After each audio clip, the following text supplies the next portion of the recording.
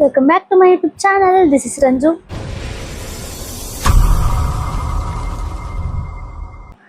So ಇವತ್ತು ಸ್ವಲ್ಪ ನಮ್ಮ ಲೈಫ್ನ ಸ್ವಲ್ಪ ಡೀಪ್ ಆಗಿ ನೋಡೋಣ. 2026 ನಿಮ್ಮದು ಅಂತ ಬೇರೆ ಯಾರೂ ಹೇಳಲ್ಲ. ಅದನ್ನ ನೀವು ಡಿಸೈಡ್ ಮಾಡಬೇಕು. ಈ ಒಂದು 20 to 25 minutes ನಾನು ನಿಮಗೋಸ್ಕರ ಡೆಡಿಕೇಟ್ ಮಾಡ್ತಾ ಇದ್ದೀನಿ. ಬಿಕಾಸ್ ಆಫ್ ಈ ವಿಡಿಯೋ ನಿಮ್ಮ ಲೈಫ್ನು ಕೂಡ ಚೇಂಜ್ ಮಾಡ್ಬೋದು. ನ್ಯೂ ಇಯರ್ ಅಂತ ಅಂದ್ರೆ ಏನು ಸ್ಪೆಷಲ್ ಇರೋದಿಲ್ಲ ಅದರಲ್ಲಿ. ಸೊ ಅದು ಸ್ಪೆಷಲ್ ಆಗೋದು ಅದು ನೀವು ನ್ಯೂ ವರ್ಷನ್ ಆದ್ರೆ ಮಾತ್ರ. ಬದಲಾವಣೆ ಅನ್ನೋದು ನೀವ್ ಯಾವಾಗ ರೆಸ್ಪಾನ್ಸಿಬಿಲಿಟಿ ತಗೋತೀರಾ ಅವಾಗ ಶುರು ಆಗುತ್ತೆ. ಒಂದು ರೆಸ್ಪಾನ್ಸಿಬಿಲಿಟಿ ತಗೊಂಡ್ರೆ ನೀವು ಒಂದು ಒಳ್ಳೆ ವರ್ಷನ್ ಆಗ್ತೀರಾ. ಇಲ್ಲ ಅಂದ್ರೆ ಅದೇ ಹಳೆಯ ಲೈಫು, ಒಂದು ಡಿಸಿಪ್ಲಿನ್ ಇಲ್ಲಿರೋ ಲೈಫ್ನ ಲೀಡ್ ಮಾಡಬೇಕಾಗುತ್ತೆ. So think your self first. ಇವಾಗ ನೀವು ಯಾಕೆ ಚೇಂಜ್ ಆಗಬೇಕು ಅನ್ನೋದನ್ನ ಕ್ವಶನ್ ಮಾಡ್ಕೊಳ್ಳೋಣ. ಸೊ ನೀವು ಯಾಕೆ ಚೇಂಜ್ ಆಗಬೇಕು ಅಂತ ಅಂದ್ರೆ ಆಫ್ಟರ್ 1 year 2026 ಕಳೆದ್ಮೇಲೆ ನೀವು ನಿಮ್ಮನ್ನ ನೋಡಿ ಪ್ರೌಡ್ ಫೀಲ್ ಪಡ್ಕೋಬೇಕಾ, ಇಲ್ಲ ಅಂದ್ರೆ ಹಾಗೆ ಇದೀನಿ ಅಂತ ರಿಗ್ರೆಟ್ ಮಾಡ್ಕೋಬೇಕಾ, ಅದು ಮೊದಲು ತಲೆಯಲ್ಲಿರ್ಲಿ. ಇವಾಗ ನೀವು ಇದನ್ನ ಬರ್ದಿಟ್ಕೊಳ್ಳಿ. ನೀವ್ ಯಾಕೆ ಗ್ಲೋ ಅಪ್ ಆಗ್ಬೇಕು ಈ ಇಯರ್ ಅಲ್ಲಿ, ನೀವ್ ಯಾಕೆ ಬೆಳಿಬೇಕು ಅಂತ ಅನ್ಕೊಂಡಿದ್ದೀರಾ.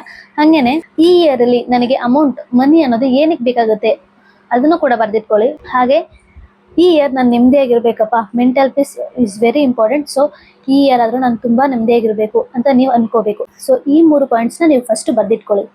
ಈ 2026ನ ಒಂದು ಬೆಸ್ಟ್ ವರ್ಷ ಆಗಿ ನಾವು ಕನ್ವರ್ಟ್ ಮಾಡ್ಕೊಳ್ಳೋಣ. ಅದಕ್ಕೋಸ್ಕರ ನೀವು ಒಂದು ಮೇನ್ 3 ಗೋಲ್ಸ್ ಅನ್ನ ನೀವು ಮೈಂಡಲ್ಲಿ ಇಟ್ಕೊಳ್ಳಿ. ತುಂಬಾ ಜಾಸ್ತಿ ಗೋಲ್ಸ್ ಅಂದ್ರೆ ತುಂಬಾ ಜಾಸ್ತಿ confusions. So 3 goals is clear. So ನೀವು ಗೋಲ್ಸ್ ಅಲ್ಲಿ ಕ್ಲಿಯಾರಿಟಿ ಇದ್ರೆ ಖಂಡಿತವಾಗೂ ನೀವು ಅನ್ಕೊಂಡಿರೋದನ್ನ ನೀವು ಅಚೀವ್ ಮಾಡ್ಬೋದು. ಮೊದಲನೇದು ಹೆಲ್ತ್ ಗೋಲ್. ನಿಮ್ಮ 3 ಗೋಲ್ಸ್ ಅಲ್ಲಿ ಫಸ್ಟ್ನೇ ಗೋಲ್ ಬಂದು ಹೆಲ್ತ್ ಆಗಿರ್ಬೇಕು. ಎರಡನೇ ಗುರಿ ಬಂದು ಕೆರಿಯರ್ ಅಥವಾ ಯೂಟ್ಯೂಬ್ ಚಾನಲ್. ಅಂದ್ರೆ ನಿಮ್ಗೆ ಯಾವ ಕೆರಿಯರ್ ಇರುತ್ತೆ ಅದು.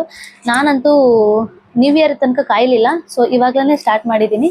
ಸೊ ನೀವು ಥಿಂಕ್ ಮಾಡಿ ನಿಮ್ದು ಯಾವ ಕೆರಿಯರ್ ಬೇಕು ಅಂತ. ಸೊ ಅದನ್ನ ಸೆಕೆಂಡ್ನೇ ಗೋಲ್ ಆಗಿ ಇಟ್ಕೊಳ್ಳಿ.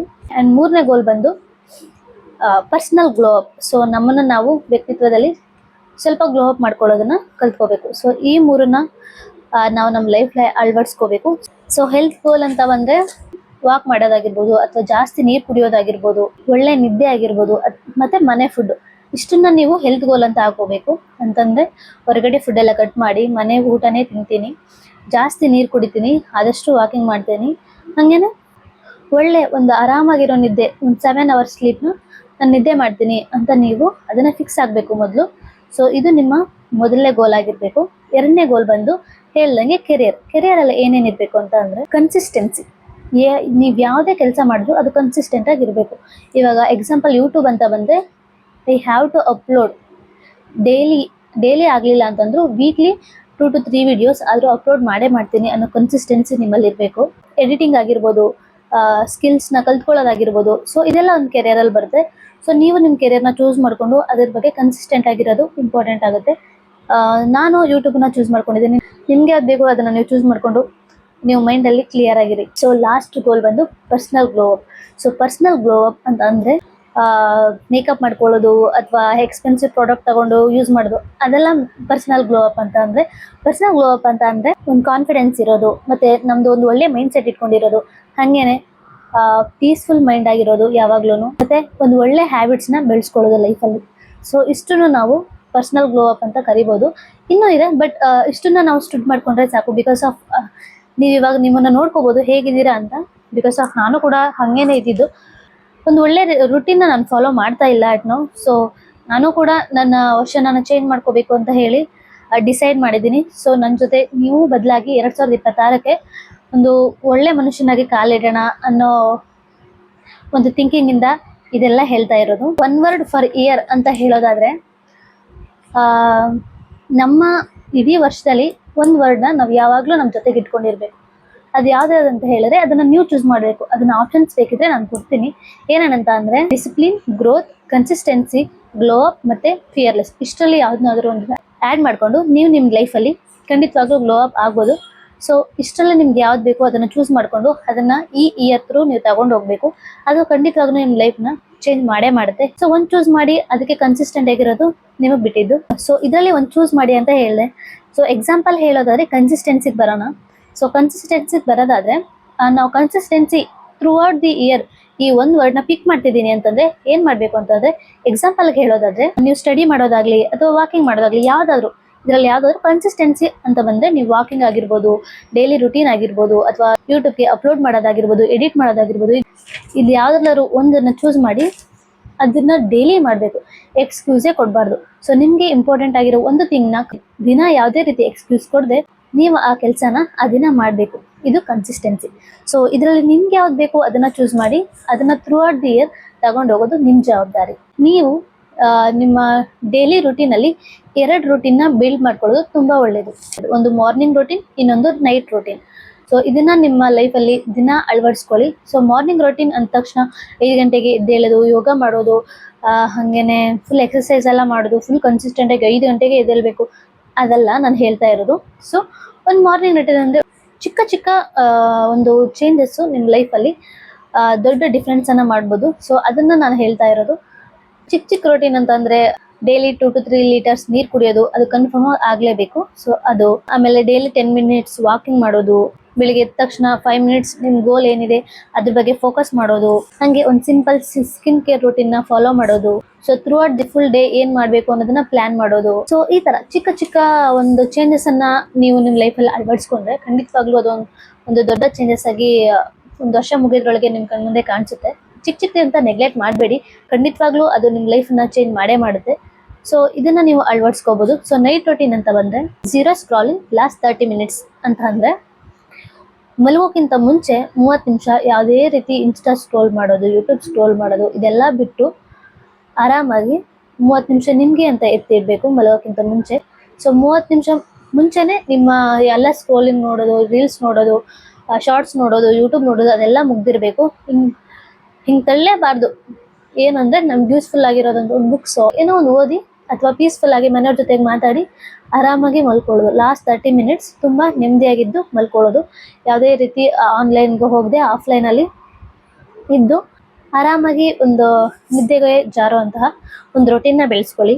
ಸೊ ಹಾಗೇನೆ ಒಂದು ನೈಟ್ ಸ್ಕಿನ್ ಕೇರ್ ಅಂದ ತಕ್ಷಣ ಸ್ನೋ ಪೌಡ್ರು, ಎಕ್ಸ್ಪೆನ್ಸಿವ್ ಪ್ರಾಡಕ್ಟ್ ಬಳಸಿ ಅಂತ ಅಲ್ಲ, ಒಂದು ಚಿಕ್ಕ ರೊಟೀನ್, ಒಂದು ಫೇಸ್ ವಾಶ್ ಮಾಡೋದು ಅಥವಾ ಅದಕ್ಕೆ ಒಂದು ಮಾಯಶ್ಚರೈಸರ್ ಹಚ್ಚಿ ಮಲ್ಗೋದು, ಈ ರೀತಿ ಒಂದು ಚಿಕ್ಕ ರೊಟೀನನ್ನು ಬೆಳೆಸ್ಕೊಳ್ಳಿ. ಹಾಗೇನೆ 7 hours ಸ್ಲೀಪ್ ಪಕ್ಕ ಮಾಡೇ ಮಾಡ್ತೀನಿ 2026 ಅನ್ನೋದು ನಿಮ್ಮ ತಲೆಯಲ್ಲಿರಲಿ. ಸೊ ಇದು ಕೂಡ ನೀವು ಆ್ಯಡ್ ಮಾಡ್ಕೋಬೋದು. ಸೊ ಈ ರೀತಿ ಚಿಕ್ಕ ಚಿಕ್ಕ ಚೇಂಜಸ್ಸನ್ನು ನೀವು ನಿಮ್ಮ ಲೈಫಲ್ಲಿ ಮಾಡ್ಕೊಳ್ಳಿ. 11 ಗಂಟೆಗೆ 12 ಗಂಟೆಗೆಲ್ಲ ಮಲ್ಗೋದು, ಮತ್ತು ಡ್ಯೂಟಿ ಅಂತ ಬೆಳಿಗ್ಗೆ ಅಷ್ಟೊತ್ತಿಗೆ ಎದ್ದೋಗೋದು, ಮಿನಿಮಮ್ 7 hours ನಿದ್ದೆ ಮಾಡೇ ಮಾಡ್ತೀನಿ ಅಂತ ಮೈಂಡ್ ಸೆಟ್ಟಲ್ಲಿ ಅಂದ್ಕೊಂಡು ಲಾಸ್ಟ್ 30 ಮಿನಿಟ್ಸ್ ಯಾವುದೇ ಫೋನ್ ಯೂಸ್ ಮಾಡ್ತೀನಿ, ಆರಾಮಾಗಿ ಮಲಗಿ ಬೆಳಿಗ್ಗೆ ಫ್ರೆಶ್ ಆಗಿ ಎದ್ದೇಳ್ತೀನಿ. ಈ ರೀತಿ ಚಿಕ್ಕ ಚಿಕ್ಕಂತಹ ಗೋಲ್ಸ್ನ ನೀವು ಇಟ್ಕೋಬೋದು. ಸೊ ಇದನ್ನೆಲ್ಲ ನೀವು ಚೇಂಜ್ ಮಾಡಿ ಹ್ಯಾಪಿ ಲೈಫ್ನ ನೀವು ಖಂಡಿತವಾಗ್ಲೂ ಲೀಡ್ ಮಾಡ್ಬೋದು. ಸೊ ಇಂಥ ಚಿಕ್ಕ ಚಿಕ್ಕ ರೂಟೀನ್ನ ನೀವು ಬೆಳೆಸ್ಕೊಂಡ್ರೆ, ರೂಟೀನ್ ಅಂದರೆ ಸ್ಟೆಬಿಲಿಟಿ ಅಂದರೆ ಪಕ್ಕ ಗ್ರೋತ್ ಆಗೇ ಆಗುತ್ತೆ ಅಂತ. ಸೊ ನೀವು ಚಿಕ್ಕ ಚಿಕ್ಕದನ್ನು ಕನ್ಸಿಸ್ಟೆನ್ಸಿಯಾಗಿ ಮಾಡ್ತಾ ಬಂದರೆ ಖಂಡಿತವಾಗ್ಲೂ ನೀವು ನಿಮ್ಮ ಲೈಫಲ್ಲಿ ಬೆಳವಣಿಗೆ ಅನ್ನೋದನ್ನು ನೀವೇ ನೋಡ್ಬೋದು. ಸೊ ಇನ್ನೊಂದು 2026 ನೀವು ಏನು ಮಾಡ್ಬೋದು ಅಂತಂದರೆ, ನಿಮ್ಮ ಬ್ಯಾಡ್ ಹ್ಯಾಬಿಟ್ಸ್ನೆಲ್ಲ ಕಟ್ ಮಾಡ್ತೀನಿ ಅನ್ನೋ ಒಂದು ಡಿಸಿಷನ್ನ ನೀವು ನಿಮ್ಮ ಲೈಫಲ್ಲಿ ತಗೋಬೇಕಾಗುತ್ತೆ. ಸೊ ಏನೇನು ನಿಮಗೆ ಬ್ಯಾಡ್ ಹ್ಯಾಬಿಟ್ಸ್ ಇದೆ, ಸೊ ಅದನ್ನೆಲ್ಲ ಕ್ವಿಟ್ ಮಾಡಬೇಕು ಅಂತ ಅಂದ್ಕೊಂಡಿದ್ದೀರಾ, ಅಂದ್ಕೊಂಡು ಬಿಡೋಕ್ಕಾಗ್ತಿಲ್ಲ, ಅದನ್ನೆಲ್ಲದನ್ನು 2026 ಖಂಡಿತವಾಗ್ಲೂ ನಿಲ್ಲಿಸ್ತೀನಿ ಅನ್ನೋ ಒಂದು ಮೈಂಡ್ ಸೆಟ್ಟಲ್ಲಿ ಡಿಸೈಡ್ ಮಾಡಿರಿ.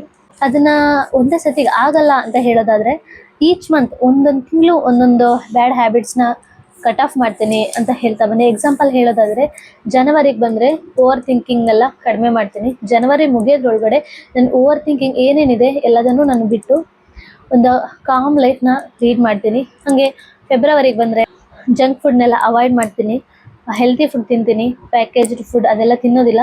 ನನ್ನ ಹೆಲ್ತ್ನ ನಾನು ಚೆನ್ನಾಗಿ ನೋಡ್ಕೋಬೇಕು. ಸೊ ತುಂಬ ಜಂಕ್ ಫುಡ್ ತಿಂತಾ ಇದ್ದೀನಿ, ಅದನ್ನೆಲ್ಲ ಕಟ್ ಆಫ್ ಮಾಡಿ ಅವಾಯ್ಡ್ ಮಾಡ್ತೀನಿ ಈ ಫೆಬ್ರವರಿ ತಿಂಗಳಲ್ಲಿ ಅಂತ ಡಿಸೈಡ್ ಮಾಡಿ. ಮಾರ್ಚಿಗೆ ಬಂದರೆ ಬೇರೆಯವ್ರಿಗೆ ನಿಮ್ಮನ್ನ ಕಂಪೇರ್ ಮಾಡ್ಕೊಳ್ಳೋದನ್ನು ಬಿಟ್ಬಿಡಿ. ಅವ್ನು ನೋಡು ಆ ಥರ ಇದ್ದಾನೆ, ನಾನು ಯಾಕೆ ಇಷ್ಟು ಲೋ ಇದ್ದೀನಿ, ಅವ್ನು ನೋಡು ಎಷ್ಟು ಚೆನ್ನಾಗಿದ್ದಾಳೆ, ನಾನು ಯಾಕೆ ಹಿಂಗಿದ್ದೀನಿ ಅನ್ನೋ ರೀತಿಯೆಲ್ಲ ನಿಮ್ಮನ್ನು ನೀವು ಬೇರೆಯವ್ರಿಗೆ ಕಂಪೇರ್ ಮಾಡ್ಕೊಳ್ಳೋದನ್ನು ಫಸ್ಟ್ ನಿಲ್ಲಿಸಿ. ಸೊ ಈ ರೀತಿ ನಿಮಗೆ ಯಾವುದೇ ಬ್ಯಾಡ್ ಹ್ಯಾಬಿಟ್ ಅಂತ ಅನಿಸುತ್ತೆ ಅದನ್ನೆಲ್ಲ ಒಂದು ತಿಂಗಳಲ್ಲಿ ಒಂದನ್ನಾದರೂ ಕಟ್ ಆಫ್ ಮಾಡ್ಕೊಳ್ಳೋಂಥ ಒಂದು ಮೈಂಡ್ ಸೆಟ್ಟನ್ನು ದಯವಿಟ್ಟು ಬೆಳೆಸ್ಕೊಳ್ಳಿ. ಸೊ ಅದು ಕೂಡ ಲೈಫಲ್ಲಿ ತುಂಬಾ ಹೆಲ್ಪ್ ಆಗುತ್ತೆ. ಸೊ ಈ ರೀತಿ 12 ತಿಂಗಳಲ್ಲಿ ನಿಮ್ಮ 12 ಹ್ಯಾಬಿಟ್ಸ್, ಕೆಟ್ಟ ಹ್ಯಾಬಿಟ್ಸ್ ಅಂತ ನಿಮ್ಗೆ ಏನು ಅನಿಸುತ್ತೆ ಅದನ್ನು ನೀವು ಕಟ್ ಆಫ್ ಮಾಡ್ತಾ ಬರ್ಬೋದು. ಇದರಿಂದ ನಿಮಗೆ ಖಂಡಿತವಾಗ್ಲೂ ತುಂಬ ಹೆಲ್ಪ್ ಆಗುತ್ತೆ.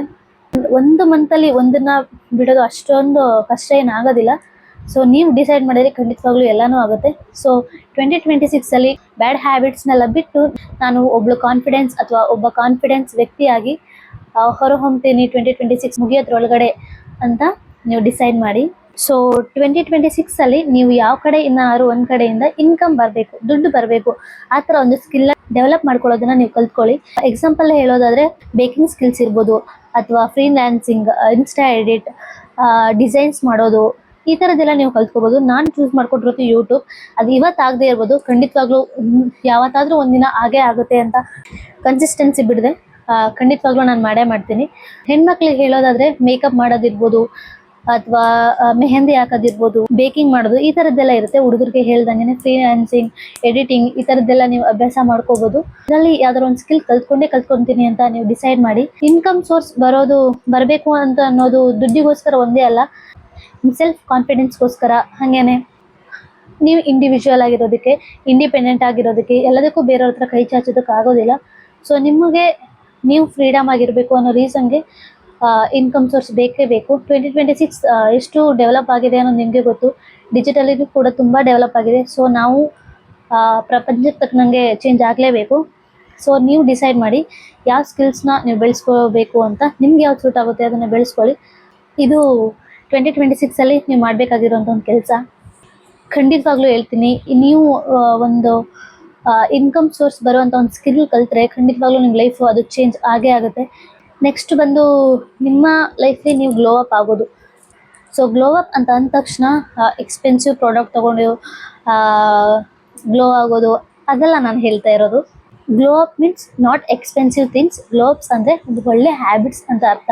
ಗ್ಲೋ ಅಪ್ಸ್ ಯಾವುದರಿಂದ ಬರುತ್ತೆ ಅಂತ ಹೇಳೋದಾದ್ರೆ, ಒಂದು ಒಳ್ಳೆ ನಿದ್ದೆ, ಮತ್ತೆ ಒಂದು ಒಳ್ಳೆ ಆಹಾರನ ತಿನ್ನೋದ್ರಿಂದ, ಡೈಲಿ ವಾಕಿಂಗ್ ಮಾಡೋದ್ರಿಂದ, ಪ್ಲೆಂಟಿ ಆಫ್ ವಾಟರ್ ಕುಡಿಯೋದ್ರಿಂದ, ಒಂದು ಸ್ಕಿನ್ ಕೇರ್ ರೂಟೀನ್ನ ಫಾಲೋ ಮಾಡೋದ್ರಿಂದ, ಬೀಯಿಂಗ್ ಸ್ಟ್ರೆಸ್ ಫ್ರೀ, ತಲೆಯಲ್ಲಿ ಎಷ್ಟು ಸ್ಟ್ರೆಸ್ ತುಂಬಿಕೊಂಡಿರುತ್ತೆ ಅದರಿಂದ ರಿಲೀಫ್ ಆಗೋದ್ರಿಂದ, this is all real glow ups ನನ್ನ ಪ್ರಕಾರ. ಸೊ ರಿಯಲ್ ಗ್ಲೋ ಅಪ್ ಅಂದರೆ ಒಂದು com mind, discipline body, this is glow up ನನ್ನ ಪ್ರಕಾರ. So not buying expensive things, expensive products ಅದೆಲ್ಲ ಹೇಳ್ತಿರೋದು. ಕಾಮ್ ಮೈಂಡ್ ಆಗಿರೋದು ನನ್ನ ಪ್ರಕಾರ ಒಂದು ನಿಜವಾದ ಗ್ಲೋ ಅಪ್ ಅಂತಾನೆ ಹೇಳ್ತೀನಿ.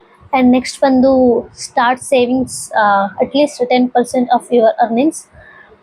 ಅದು ಚಿಕ್ಕ ಅಮೌಂಟ್ ಆದರೂ ಪರವಾಗಿಲ್ಲ, ದೊಡ್ಡ ಅಮೌಂಟೇ ಹೇಳ್ತಾ ಇಲ್ಲ ನಾನು. ಅದೇ 1 ಲಕ್ಷ ಬರೋವರೆಗೆ 10,000 ಸೇವ್ ಮಾಡಿ, ಅದೆಲ್ಲ ನಾನು ಹೇಳ್ತಾ ಇರೋದು.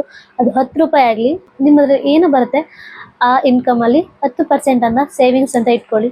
ಅದು ಇವತ್ತಿಲ್ಲ ಅಂದರೂ ಖಂಡಿತವಾಗ್ಲೂ ಮುಂದೆ ಒಂದಿನ ಯೂಸ್ ಆಗುತ್ತೆ.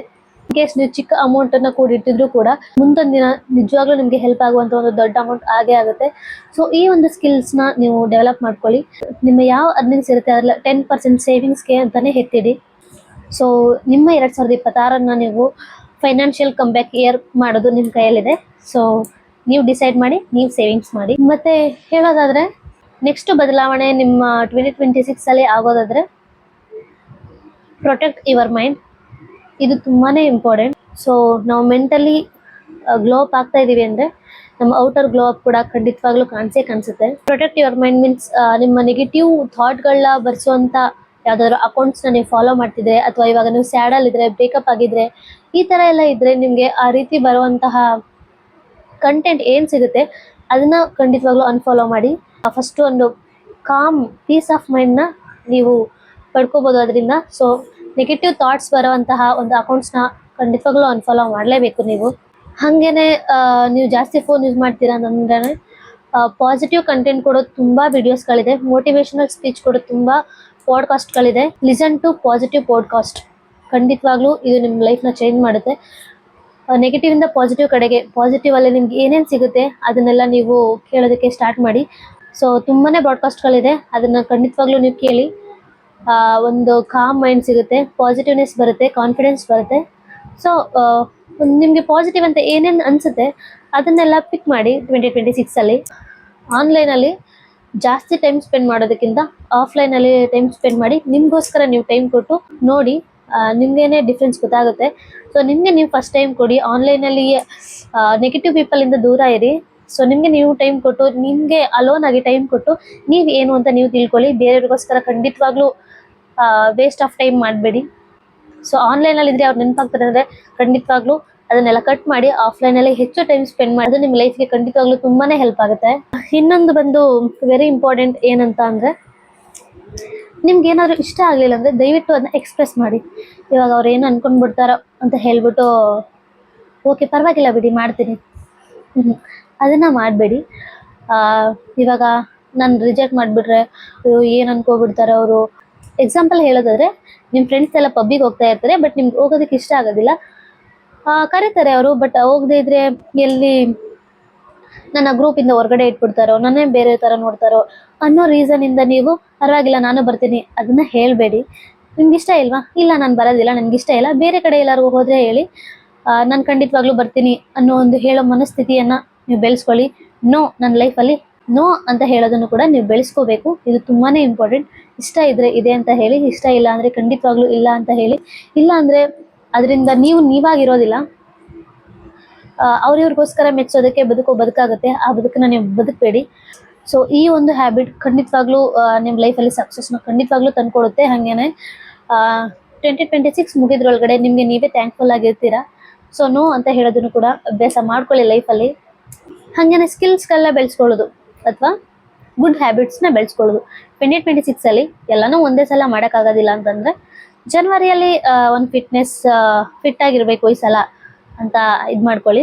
ಫೆಬ್ರವರಿಯಲ್ಲಿ ಡಿಸಿಪ್ಲಿನ್ ಮಂತಪ್ಪ, ಈ ಮಂತ್ ಫುಲ್ ನಾನು ಡಿಸಿಪ್ಲಿನ್ ಆಗಿರ್ತೀನಿ, ಬೇರೆ ಎಲ್ಲ ಏನು ಇದು ಮಾಡಲ್ಲ, ನನ್ನ ಡಿಸಿಪ್ಲಿನ್ ನಾನು ಹಿಂಗೆ ಇರಬೇಕು, ಹಿಂಗೆ ಇದ್ದೀನಿ ಅನ್ನೋ ಒಂದು ಮಂತನ್ನ ಫೆಬ್ರವರಿ ಅಂತ ನೀವು ಕನ್ಸಿಡರ್ ಮಾಡ್ಬೋದು. ಮಾರ್ಚಲ್ಲಿ ಯಾವ್ದಾದ್ರು ಒಂದು ಹೊಸ ಸ್ಕಿಲ್ ಕಲಿಯೋಣ ಅನ್ನೋ ರೀತಿ ನೀವು 12 ಮಂತ್ಸಿಗೆ 12 ಸ್ಕಿಲ್ಸ್ಗಳನ್ನ ಬೆಳೆಸ್ಕೊಳ್ಳೋದಾಗ್ಲಿ ಅಥವಾ ಒಂದು ಒಳ್ಳೆ ಹ್ಯಾಬಿಟ್ಸ್ನ ಬೆಳೆಸ್ಕೊಳ್ಳುವಂತಹ ಒಂದು ಮೈಂಡ್ ಸೆಟ್ಟಿಗೆ ನೀವು ಬನ್ನಿ. ಸೊ ಅವಾಗ ಖಂಡಿತವಾಗ್ಲೂ ಲೈಫ್ ಚೇಂಜ್ ಆಗುತ್ತೆ. ಸೊ ಈ ಒಂದು ಹ್ಯಾಬಿಟ್ ಲೈಫ್ನ ಆಕ್ಟಿವ್ ಆಗಿ ಸಕ್ಸಸ್ಫುಲ್ ಆಗಿ ಇಡೋದಕ್ಕೆ ಥ್ರೂ ಔಟ್ ದಿ ಇಯರ್ ತುಂಬಾನೇ ಹೆಲ್ಪ್ ಮಾಡುತ್ತೆ. ಸೊ ಈ ಒಂದು ಹ್ಯಾಬಿಟ್ನ ನೀವು ಬೆಳೆಸ್ಕೊಂಡ್ರೆ ಹೇಳ್ದಂಗೆ ಥ್ರೂ ಔಟ್ ದಿ ಇಯರ್ ತುಂಬಾನೇ ಹೆಲ್ಪ್ ಆಗುತ್ತೆ ನಿಮಗೆ. ಹಾಗೇನೆ 2026 ಫ್ರೆಂಡ್ಸ್ಗಳೆಲ್ಲ ಕಟ್ ಆಫ್ ಮಾಡಿ ಅಂತ ಹೇಳಲ್ಲ. ನಿಮ್ಮ ಫ್ರೆಂಡ್ಸ್ ಸರ್ಕಲ್ ಆದಷ್ಟು ಸೆಲೆಕ್ಟಿವ್ ಆಗಿರಲಿ, ಸಪೋರ್ಟಿವ್ ಆಗಿರಲಿ. Your circle should be short but it's has to be supportive. So ಈ ಥರ ಒಂದು ಸರ್ಕಲನ್ನು ನೀವು ಕ್ರಿಯೇಟ್ ಮಾಡ್ಕೊಳ್ಳಿ. ಸೊ ಒಂದು ಒಳ್ಳೆ ಸರ್ಕಲ್ ಇದ್ದರೆ ಖಂಡಿತವಾಗ್ಲೂ ಒಂದು ಒಳ್ಳೆ ಹ್ಯಾಬಿಟ್ನ ನೀವು ನಿಮ್ಮ ಲೈಫಲ್ಲಿ ಅಳವಡಿಸ್ಕೊತೀರಾ. ಸೊ ಸಪೋರ್ಟಿವ್ ಫ್ರೆಂಡ್ಸ್ ಇದ್ದರೆ ನಿಮಗೂ ಏನಾದರೂ ಮಾಡಬೇಕು ಅನ್ನೋ ಉತ್ಸಾಹ ಖಂಡಿತವಾಗ್ಲೂ ಬರುತ್ತೆ. ಇನ್ನು 2026 2026 ಯಾವುದೇ ಡ್ರಾಮಾ ಮಾಡಬೇಕಾದಂತಹ ಪೀಪಲ್ ಜೊತೆ ನೀವು ಇರೋ ಅವಶ್ಯಕತೆ ಇಲ್ಲ. ನಿಮಗೆ ಅವ್ರು ಇಷ್ಟ ಇಲ್ಲ ಅಂತ ಅಂದರೆ ಅವರ ಡ್ರಾಮಾಗಳನ್ನ ನೋಡಿಕೊಂಡು ಕೂತ್ಕೊಳ್ಳೋಂಥ ಅವಶ್ಯಕತೆಯೂ ಕೂಡ ನಿಮಗಿಲ್ಲ. ಸೊ ನೀವು ಆರಾಮಾಗಿ ನಿಮ್ಮ ಲೈಫ್ನ ನೀವು ನೋಡ್ಬೋದು. ಸೊ ಡ್ರಾಮಾ ಮಾಡೋರ ಮಧ್ಯೆ ಇರೋದಕ್ಕಿಂತ ಪೀಸ್ಫುಲ್ ಆಗಿ ಒಬ್ಬರೇ ಇರೋದು ತುಂಬ ಉತ್ತಮ. ಸೊ ಡ್ರಾಮಾ ಮಾಡೋ ಜನಗಳಿಂದ ದೂರ ಇರಿ ಈ ವರ್ಷ, ನೆಕ್ಸ್ಟ್ ಅಪ್ಕಮಿಂಗ್ ಇಯರ್ ಡಿಸೈಡ್ ಮಾಡಿ. ನಾವು ಡ್ರಾಮಾ ಮಾಡೋ ಜನಗಳ ಜೊತೆ ಇರೋದಕ್ಕಿಂತ ನಾನು ನನ್ನ ಮೆಂಟಲ್ ಪೀಸೇ ನಮ್ಗೆ ಇಂಪಾರ್ಟೆಂಟ್. ಸೊ ಅವರನ್ನೆಲ್ಲ ಕಟ್ ಆಫ್ ಮಾಡುವಂತಹ ಒಂದು ಕೆಲಸವನ್ನು ನೀವು 2026 ಮಾಡ್ಬೋದು. ಹಾಗೇನೆ ಗಾಸಿಪ್ಸ್ಗಿಂತ ಗ್ರೋತ್ ಇಸ್ ವೆರಿ ಇಂಪಾರ್ಟೆಂಟ್. ಆ ಥರ ಒಂದು ಸರ್ಕಲ್ ಇದ್ದರೆ ಹಂಗಂತೆ ಹಿಂಗಂತೆ ಅದಕ್ಕಿಂತ ನಾವು ನಮ್ಮನ್ನು ಬೆಳೆಸ್ಕೊಳ್ಳೋದನ್ನು ಕಲಿಯೋಣ. ಸೊ ಅದರಿಂದ ಏನು ಯೂಸ್ ಇಲ್ಲ. ಅವ್ರ ಬಗ್ಗೆ ಇವ್ರ ಬಗ್ಗೆ ಮಾತಾಡೋದು ಖಂಡಿತವಾಗ್ಲೂ 1% ಕೂಡ ಯೂಸ್ ಇರಲ್ಲ. ನಮ್ಮ ಬಗ್ಗೆ ನಾವು ಥಿಂಕ್ ಮಾಡಿದ್ರೆ ಅಟ್ಲೀಸ್ಟ್ 1% ಆದರೂ ಇನ್ಕ್ರೀಸ್ ಆಗ್ಬೋದು. ಯು ಹ್ಯಾವ್ ಟು ಥಿಂಕ್ ಏನು ಮಾಡಬೇಕು ಅಂತ. ಸೊ ನಮ್ಮ ಗ್ರೋ ಅಪ್ಗೋಸ್ಕರ ಗಾಸಿಪ್ಸಿಂದ ದೂರ ಇರೋಣ. You have to spend. ನೀವು ರಿಯಲ್ ರಿಲೇಷನ್ಶಿಪ್ ಜೊತೆಗೆ ಜಾಸ್ತಿ ಇರೋದಕ್ಕೆ ಟ್ರೈ ಮಾಡಿ. ಆನ್ಲೈನ್ ರಿಲೇಷನ್ಶಿಪ್ಸ್ಗಿಂತ ಆಫ್ಲೈನ್ ನಮ್ಮ ಬಾಂಧವ್ಯಕ್ಕೆ ಹೊಂದುವಂತಹ ರಿಲೇಷನ್ಶಿಪ್ಸ್ ಜೊತೆ ಜಾಸ್ತಿ ಇದೆ ಅಂತ ಹೇಳೋದಕ್ಕೆ ನಾನು ಇಷ್ಟಪಡ್ತೀನಿ. ಹಾಗೇನೆ ನೆವರ್ ಸ್ಟಾಪ್ ಇಂಪ್ರೂವಿಂಗ್. ನಿಮ್ಮನ್ನು ನೀವು ತೊಡಗಿಸ್ಕೊಂಡು ಇಂಪ್ರೂವ್ ಮಾಡೋದನ್ನು ಯಾವತ್ತೂ ಸ್ಟಾಪ್ ಮಾಡಬೇಡಿ. ಸೊ ಒಂದು ತಿಂಗಳು ಕಳೆದ ತಕ್ಷಣ ನಿಮಗೆ ನೀವು ಕ್ವಶನ್ ಮಾಡ್ಕೊಳ್ಳಿ, ನಾನು ಲಾಸ್ಟ್ ಮಂತ್ಗಿಂತ 1% ಆದರೂ ಇನ್ಕ್ರೀಸ್ ಆಗಿದ್ದೀನಾ ಅಂತ ನಿಮಗೆ ನೀವು ಕ್ವಶನ್ ಮಾರ್ಕ್ ಹಾಕೊಳ್ಳಿ. Is it you? 1% ನೀವು ನಿಮ್ಮ ಲೈಫಲ್ಲಿ ಬದಲಾಗಿದ್ದೀನಿ ಅಂತ ನಿಮ್ಗೆ ಅನ್ಸಿದ್ರೆ ಅದು ನಿಮ್ಮ ನ್ಯೂ ವರ್ಷನ್ ಆಫ್ ಯು ಆಗಿರ್ತೀರ. ಸೊ ನಿಮ್ಮನ್ನು ನೀವು ಗ್ಲೋ ಅಪ್ ಮಾಡ್ಕೊಳ್ಳೋದು ನಿಮ್ಮ ಕೈಯಲ್ಲೇ ಇದೆ. ಹಾಗೇನೆ ನಿಮ್ಮದು ಏನೇನು ಡ್ರೀಮ್ಸ್ ಇದೆ ಖಂಡಿತವಾಗ್ಲೂ ಯಾರ ಹತ್ರನೂ ಶೇರ್ ಮಾಡಬೇಡಿ. ಶೇರ್ ಮಾಡಿದಷ್ಟು ಅದು ಹಾಳಾಗೋದೇ ಜಾಸ್ತಿ. So don't share any dreams of yours to the other people are negative people ಅಂತ ಹೇಳ್ಬೋದು. ಅದರ್ ಪೀಪಲ್ ಅಂತ ಹೇಳೋದಕ್ಕಿಂತ ಅವರು ಮಾಡ್ತೀನಿ ಅಂತ ಹೇಳಿದಾಗ ಸಪೋರ್ಟ್ ಮಾಡೋದಕ್ಕಿಂತ ನಿಲ್ಲಿಸೋದೇ ಜಾಸ್ತಿ. ಸೊ ದಯವಿಟ್ಟು ಏನಾದರೂ ಡ್ರೀಮ್ಸ್ ಇದ್ದರೆ ಯಾರ ಹತ್ರನೂ ಶೇರ್ ಮಾಡ್ಕೋಬೇಡಿ. ಹಾಗೇನೆ ನೀವು ಎಲ್ಲಾದರೂ ನಿಮ್ಮನ್ನು ದೂರ ಇಡ್ತಾ ಇದ್ದೀರಾ ಅಂತಂದರೆ you have to feel not every one deserves you. So ನೀವು ಥಿಂಕ್ ಮಾಡಬೇಕು, not every one deserves you. ನಿಮ್ಮನ್ನು ಪಡೆಯುವಂತಹ ಅಥವಾ ನಿಮ್ಮ ಜೊತೆ ಇರುವಂತಹ ಅದೃಷ್ಟ ಅವರಿಗಿಲ್ವ ಹೊರತು ಅವರಿಂದ ನೀವಲ್ಲ.